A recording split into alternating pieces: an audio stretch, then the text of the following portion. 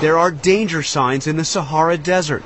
The Pentagon believes this desolate place may be the next Afghanistan, a safe haven for terrorists plotting attacks against the West. I guess we're going to follow that white arrow, right, Bill? Past roads, past any other sign of civilization, we came upon a small military camp where the American and Algerian flags fly side by side. It was about a mile from here that we met Captain Mike. He's a Green Beret, a member of the U.S. Army Special Forces, the elite troops that represent just 2% of the Army. Their ability to go covert is critical to their work, so we are not allowed to use Mike's last name or show him and his men unless their eyes are covered. Same as yours? Captain Mike is the leader of a group of 12 Green Berets, a so-called A-team, that will work and live out here in the Sahara for 2 months. Just a week before arriving here, Mike took his team on military exercises in the German Alps, doing commando drills on skis and living in a snow cave. Here in the Sahara, he's working with a team of Algerian Special Forces. Mike and his team are the first U.S. soldiers to conduct military exercises in Algeria since the end of World War II. Now, they're in the point of showing us their techniques, and then we're going to go ahead and show ours then.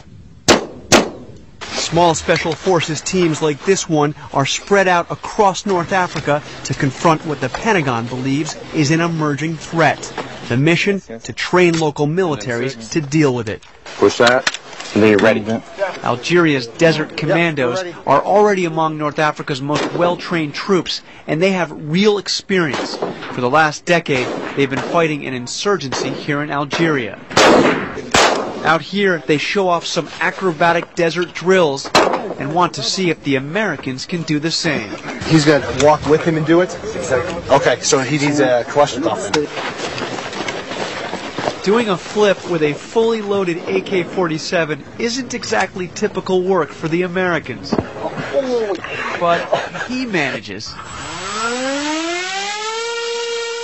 The U.S. is also sharing some American technology, showing the Algerians the Raven, the smallest unmanned aerial vehicle used by the U.S. military. All right, it looks a little bit just like a model airplane. Pretty much. But you've got a couple cameras here, right?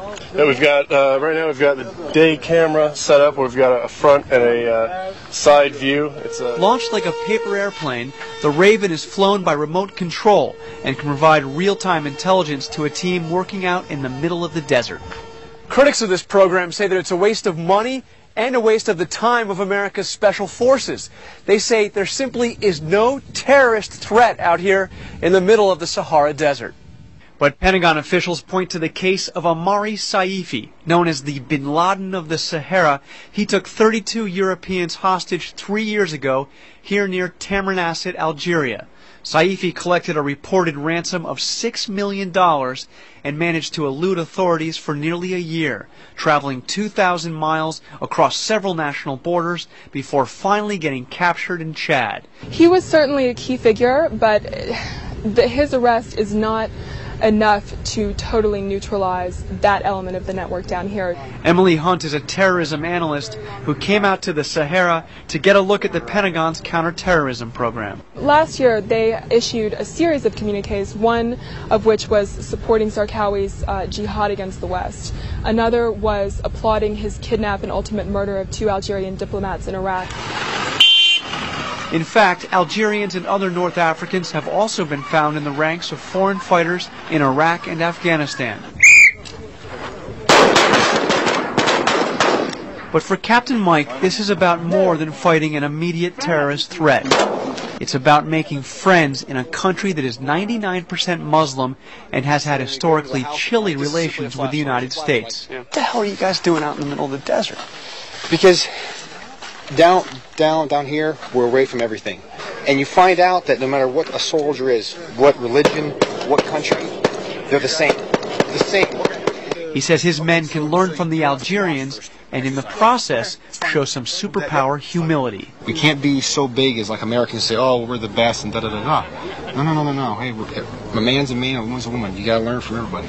And in a world where terrorists are looking for new hiding places, it doesn't hurt to have a few friends out in the desert. Thank you, my brother.